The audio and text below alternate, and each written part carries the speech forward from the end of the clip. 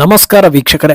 ಕಾಂಗ್ರೆಸ್ ಬಿಟ್ಟು ಇಂಡಿ ಒಕ್ಕೂಟ ರಚನೆ ಆಗುತ್ತಾ ಅನ್ನೋ ಪ್ರಶ್ನೆಗಳು ಹರಿದಾಡ್ತಾ ಇರೋ ಹೊತ್ತಲ್ಲಿ ಕೆಲವರು ಕಾಂಗ್ರೆಸ್ ನಿಲುವುಗಳ ವಿರುದ್ಧ ದನಿ ಏರಿಸಿ ಹಿಂಟ್ ಕೊಟ್ಟಿದ್ರು.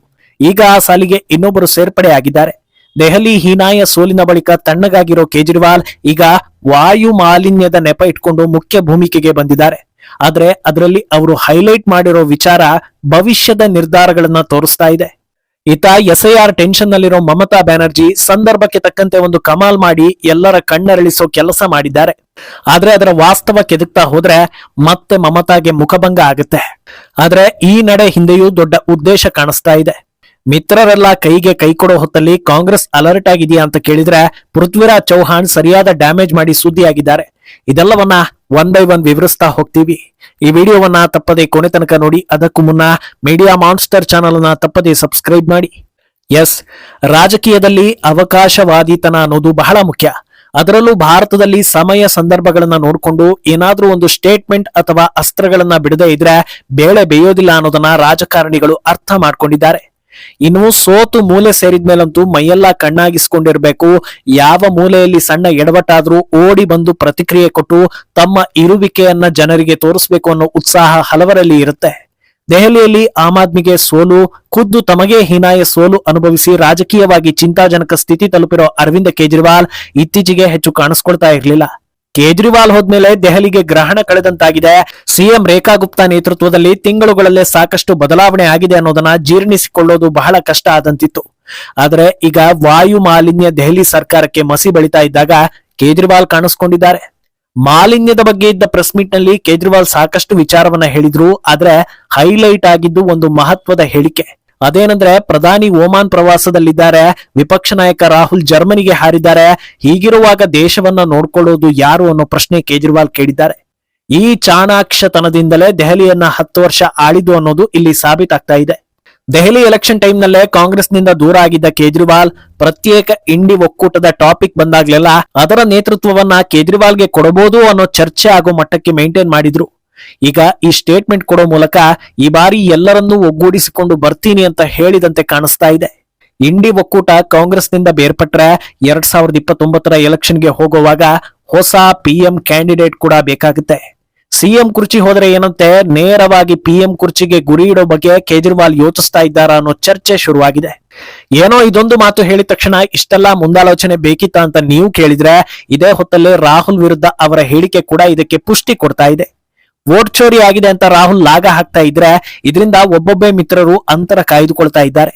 ಈಗಾಗಲೇ ಓಮರ್ ಅಬ್ದುಲ್ಲಾ ಹಾಗೂ ಸುಪ್ರಿಯಾ ಸುಳೆ ವೋಟ್ ಚೋರಿ ಆರೋಪದ ವಿರುದ್ಧ ಮಾತಾಡಿದ್ರು. ಈಗ ಕೇಜ್ರಿವಾಲ್ ದಾಖಲೆ ಸಮೇತ ಮಾತನಾಡಿದ್ದಾರೆ. ಬಿಹಾರದ ಒಂದಷ್ಟು ಕ್ಷೇತ್ರಗಳ ಫಲಿತಾಂಶವನ್ನ ಹೇಳೋ ಅವರು, ರಾಮಗಢದಲ್ಲಿ ಕೇವಲ 30 ವೋಟ್ಗಳಿಂದ ಬಿಎಸ್ಪಿ ವಿರುದ್ಧ ಬಿಜೆಪಿ ಸೋತಿತು. ಢಾಕಾದಲ್ಲಿ ಆರ್ಜೆಡಿ ಕೇವಲ 178 ವೋಟ್ಗಳಿಂದ ಗೆದ್ದಿದೆ. ಪಂಚಾಯತ್ ಎಲೆಕ್ಷನ್ಗಳಲ್ಲಿ ಕಾಂಗ್ರೆಸ್ 1, 2, 3, 4 ವೋಟ್ಗಳಿಂದ ಜಯಿಸಿರೋ ಅದೆಷ್ಟೋ ಉದಾಹರಣೆಗಳಿವೆ. ಹೀಗಿರುವಾಗ ವೋಟ್ ಚೋರಿಯಾಗಿದೆ, ಇವಿಎಂ ಸರಿಯಿಲ್ಲ ಅಂದ್ರೆ ಯಾರು ನಂಬ್ತಾರೆ? ಎಲೆಕ್ಷನ್ ಪ್ರಕ್ರಿಯೆ ಬಹಳ ಅಚ್ಚುಕಟ್ಟಾಗಿ ನಡೀತಾ ಇದೆ ಅಂತ ಚಾಟಿ ಬೀಸಿದ್ದಾರೆ. ಇದು ಕೇಜ್ರಿವಾಲ್ ಉದ್ದೇಶ ಏನಿರ್ಬೋದು ಅನ್ನೋದರ ದಿಕ್ಕು ತೋರಿಸ್ತಾ ಇದೆ. ರೇಖಾ ಗುಪ್ತಾ ಸರ್ಕಾರ ವಾಯು ಮಾಲಿನ್ಯವನ್ನ ಕಂಟ್ರೋಲ್ ಮಾಡುವಲ್ಲಿ ಸೋತಿದೆ ಅನ್ನೋದು ಕೇಜ್ರಿವಾಲ್ರ ಒನ್ಲೈನ್ ಆರೋಪ. ಆದ್ರೆ ಜನರಿಗೆ ಬುದ್ಧಿ ನೆಟ್ಟಗಿರೋದ್ರಿಂದ ರೇಖಾ ಗುಪ್ತಾ ಬಂದ್ಮೇಲೆ ಮಾಲಿನ್ಯ ಆಗಿರೋದಲ್ಲ, ಹಲವು ದಶಕಗಳಿಂದ ಪರಿಸ್ಥಿತಿ ಹಾಗೆ ಇದೆ, ನೀವೇನು ಮಾಡಿದ್ರಿ ಅನ್ನೋದನ್ನ ಕೇಳ್ತಾ ಇದ್ದಾರೆ.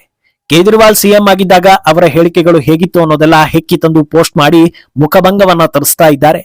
2016ರಿಂದ ಲೂಟಿ ಕೇಸ್ನಲ್ಲಿ ಜೈಲಿಗೆ ಹೋಗೋ ತನಕ ಮಾಲಿನ್ಯದ ಬಗ್ಗೆ ಕೇಜ್ರಿವಾಲ್ ಹೇಳಿಕೆಗಳು ಬೇರೆ ರೀತಿನೇ ಇದ್ವು. ಪಂಜಾಬ್ನಲ್ಲಿ ಕೃಷಿ ಕಸ ಸುಡ್ತಾ ಇರೋದ್ರಿಂದ ಇದೆಲ್ಲ ಆಗ್ತಾ ಇದೆ, ಪಂಜಾಬ್ ಸರ್ಕಾರ ಈ ಬಗ್ಗೆ ಗಮನ ಹರಿಸಬೇಕು, ಹರಿಯಾಣ ಸರ್ಕಾರ ರೈತರಿಗೆ ಬುದ್ಧಿ ಹೇಳಬೇಕು, ಕೇಂದ್ರ ಸರ್ಕಾರ ಇದರಲ್ಲಿ ಮಧ್ಯಸ್ಥಿಕೆ ವಹಿಸಿ ಒಂದು ಪರ್ಮನೆಂಟ್ ಸೊಲ್ಯೂಷನ್ ಕೊಡಬೇಕು ಅನ್ನೋದನ್ನೆಲ್ಲ ಜನರು ಮತ್ತೊಮ್ಮೆ ಪೋಸ್ಟ್ ಮಾಡ್ತಾ ಇದ್ದಾರೆ. ಇನ್ನು ಕೇಜ್ರಿವಾಲ್ ಏನು ಕಮ್ಮಿ ಆಸಾಮಿ ಅಲ್ಲ. ಈ ರೀತಿ ಪ್ರಶ್ನೆ ಬಂದೇ ಬರುತ್ತೆ ಅನ್ನೋದು ಗೊತ್ತಿತ್ತು. ಆದ್ರಿಂದ ಅದಕ್ಕೂ ಒಂದು ಅಸ್ತ್ರವನ್ನ ರೆಡಿ ಮಾಡ್ಕೊಂಡು ಬಂದಿದ್ದ ಅವರು, ಪಂಜಾಬ್ನಲ್ಲಿ ನಮ್ಮದೇ ಸರ್ಕಾರ ಇದೆ, ನಾವು ಕೃಷಿ ಕಸ ಸುಡೋದನ್ನ 90% ಕಮ್ಮಿ ಮಾಡಿದ್ದೀವಿ, ಆದ್ರೂ ಕೂಡ ಮಾಲಿನ್ಯ ಆಗ್ತಾ ಇದೆ ಅಂದ್ರೆ ಇದು ಸರ್ಕಾರದ ವೈಫಲ್ಯ. ಹರಿಯಾಣದಲ್ಲೂ ಬಿಜೆಪಿ ಸರ್ಕಾರ ಇದೆ, ಅಲ್ಲಿ ಏನಾಗ್ತಾ ಇದೆಯೋ ಗೊತ್ತಿಲ್ಲ. ಕೇಂದ್ರ ಸರ್ಕಾರ ಹಾಗೂ ದೆಹಲಿ ಸರ್ಕಾರ ಮಾಲಿನ್ಯ ತಡೆಯುವಲ್ಲಿ ಸೋತಿದೆ ಅಂತ ಬಾಣ ಬಿಟ್ಟಿದ್ದಾರೆ. ಆದ್ರೆ ಕೇಜ್ರಿವಾಲ್ಗಿಂತ ಅಲರ್ಟ್ ಆಗಿರೋ ಜನರು ಮಾಜಿ ಸಿಎಂ ಅತಿಶಯ ಹಳೆ ಹೇಳಿಕೆಗಳನ್ನ ಬಿಚ್ಚಿಟ್ಟಿದ್ದಾರೆ. 2024ರಲ್ಲಿ ಪಂಜಾಬ್ನಲ್ಲಿ ಆಮ್ ಆದ್ಮಿ ಸರ್ಕಾರವೇ ಇತ್ತು. ದೆಹಲಿಯಲ್ಲಿ ಅತಿಶಿ ಸಿಎಂ ಆಗಿದ್ರು. ಆಗ್ಲೂ ಕೂಡ ಕೇಂದ್ರ ಸರ್ಕಾರದ ಬಗ್ಗೆ ಕೈ ತೋರಿಸಿದ್ದನ್ನ ಬಿಟ್ರೆ ತಾವೇನು ಮಾಡ್ತಿದ್ದೀವಿ ಅನ್ನೋದನ್ನಾಗಲಿ ಅಥವಾ ಇದರ ಜವಾಬ್ದಾರಿ ನಮ್ಮ ಮೇಲಿದೆ ಅನ್ನೋದು ಕೂಡ ಅವರ ಬಾಯಲ್ಲಿ ಬಂದಿರಲಿಲ್ಲ. ಆ ವಿಡಿಯೋ ಕೂಡ ಈಗ ವೈರಲ್ ಆಗ್ತಾ ಇದೆ.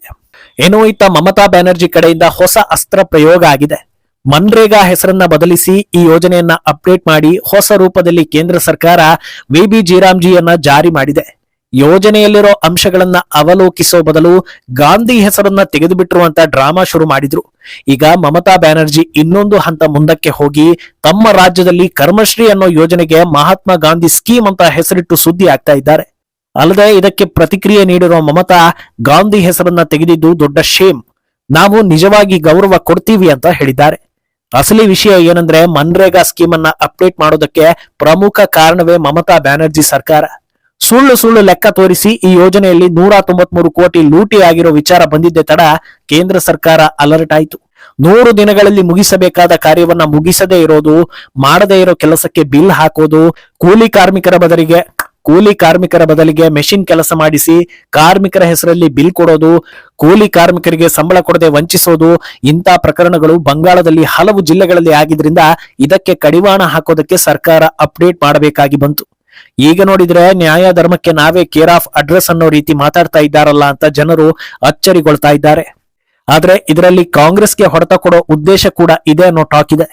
ಯಾಕಂದ್ರೆ ಈ ವಿಚಾರ ಇಟ್ಕೊಂಡು ರಂಪ ಮಾಡೋದನ್ನ ಬಿಟ್ಟು ರಾಹುಲ್ ಫಾರಿನ್ ಟ್ರಿಪ್ ಹೋಗಿದ್ದಾರೆ. ಆದ್ರೆ ನಾವು ಹಾಗಲ್ಲ, ಏನೋ ಒಂದು ಮಾಡಿ ಬಲ ಪ್ರದರ್ಶನ ಮಾಡ್ತಾ ಇದ್ದೀವಿ, ಅದರಿಂದ ಕಾಂಗ್ರೆಸ್ ಇಲ್ಲದ ಇಂಡಿ ಒಕ್ಕೂಟದ ಅವಶ್ಯಕತೆ ಇದೆ ಅನ್ನೋದನ್ನ ಪರೋಕ್ಷವಾಗಿ ಹೇಳಿದಂತಿದೆ. ಏನೋ ಕಾಂಗ್ರೆಸ್ ಮಾಡ್ತಾ ಇರೋ ಡ್ಯಾಮೇಜ್ ಗಳಿಂದ ಉಳಿದವರು ದೂರ ಆಗ್ತಿದ್ದಾರೆ ಅನ್ನೋ ಟಾಕ್ ಜೋರಾಗಿರೋ ಹೊತ್ತಲ್ಲೇ ಕಾಂಗ್ರೆಸ್ ಅಲರ್ಟ್ ಆಯ್ತಾ ಅಂತ ಕೇಳಿದ್ರೆ ಖಂಡಿತ ಇಲ್ಲ. ಅದರ ಬದಲಿಗೆ ಇನ್ನಷ್ಟು ಡ್ಯಾಮೇಜ್ ಮಾಡ್ಕೊಳ್ತಾ ಇದೆ. ಆಪರೇಷನ್ ಸಿಂಧೂರ್ ವಿಚಾರದಲ್ಲಿ ಆಧಾರವಿಲ್ಲದ ಹೇಳಿಕೆಗಳನ್ನ ನೀಡಿ ಈಗಾಗಲೇ ರಾಹುಲ್ ಹಾಗೂ ಕಾಂಗ್ರೆಸ್ ಸಿಕ್ಕಾಪಟ್ಟೆ ಮುಖಭಂಗವನ್ನ ಅನುಭವಿಸಿದೆ. ಇಷ್ಟಾದ್ರೂ ಆಪರೇಷನ್ ಸಿಂಧೂರ್ ವಿಚಾರ ಕೆದಕಿರೋ ಕಾಂಗ್ರೆಸ್ ಹಿರಿಯ ನಾಯಕ ಪೃಥ್ವಿರಾಜ್ ಚೌಹಾಣ್ ಯುದ್ಧದ ಮೊದಲ ದಿನದಲ್ಲಿ ಭಾರತಕ್ಕೆ ಸೋಲಾಯಿತು ಅಂತ ನಾಚಿಕೆ ಬಿಟ್ಟು ಹೇಳಿದ್ದಾರೆ. ಸಾಧಾರಣವಾಗಿ ಭಾರತದಲ್ಲಿ ಅನ್ನ ತಿನ್ನುವವರಿಗೆ ದೇಶಭಕ್ತಿ, ಸಾಮಾನ್ಯ ಜ್ಞಾನ, ಸಂಸ್ಕೃತಿ, ಸಂಸ್ಕಾರ ಇರುವ ಅಪ್ಪ ಅಮ್ಮನಿಂದ ಪಾಠ ಕಲಿತು ಬೆಳೆದವರ ಬಾಯಲ್ಲಿ ಇಂಥ ಹೇಳಿಕೆಗಳು ಬರೋದಿಲ್ಲ. ಆದರೆ ಶ್ರೀಯುತರಿಗೆ ಹೇಗೆ ಬಂತೋ ಗೊತ್ತಿಲ್ಲ ಅಂತ ಭಾರತೀಯರು ಮಾತಾಡ್ತಾ ಇದ್ದಾರೆ. ಒಂದು ವೇಳೆ ಯುದ್ಧದಲ್ಲಿ ದೇಶಕ್ಕೆ ಹಿನ್ನಡೆ ಆಗಿದ್ರೂ ಜನರು ಸೈಲೆಂಟ್ ಆಗಿರ್ತಾ ಇದ್ರೆ ಹೊರತು ಅದನ್ನ ಸಂಭ್ರಮಿಸೋದಿಲ್ಲ. ವಾಸ್ತವ ಏನು ಅನ್ನೋದನ್ನ ದಾಖಲೆಗಳ ಸಮೇತ ಹೇಳಿದ್ರು ಮತ್ತೆ ಭಾರತವನ್ನ ಸೋಲಿಸೋ ಮನಸ್ಥಿತಿಗೆ ಕಾರಣ ಏನು ಅನ್ನೋದು ಜನರಿಗೂ ಗೊತ್ತಿದೆ. ಒಟ್ಟಲ್ಲಿ ಇಂಡಿ ಒಕ್ಕೂಟದಲ್ಲಿ ಎಲ್ಲವೂ ಚೆನ್ನಾಗಿಲ್ಲ, ನಾಯಕತ್ವಕ್ಕೆ ಒಂದು ಸೀಟ್ ಖಾಲಿ ಆಗ್ಬೋದು ಅನ್ನೋದನ್ನ ಎಲ್ಲರೂ ಅಂದಾಜಿಸಿದ್ರು. ಆದ್ರೆ ಮುಂದಿನ ದಿನಗಳಲ್ಲಿ ಇಂಡಿ ಒಕ್ಕೂಟಕ್ಕೆ ಪ್ರಧಾನಿ ಅಭ್ಯರ್ಥಿಯೂ ಸೇರ್ಪಡೆಯಾಗ್ಬೋದು ಅನ್ನೋದರ ಚರ್ಚೆಗೆ ಕೆಲವೊಂದು ಹೇಳಿಕೆಗಳು ದಾರಿ ಮಾಡಿಕೊಡ್ತಾ ಇದೆ. ಮುಂದೇನಾಗುತ್ತೆ ಅನ್ನೋದನ್ನ ಕಾದು ನೋಡ್ಬೇಕು. ಈ ಬಗ್ಗೆ ನಿಮ್ಮ ಅಭಿಪ್ರಾಯವನ್ನ ತಪ್ಪದೆ ಕಮೆಂಟ್ ಮೂಲಕ ತಿಳಿಸಿ.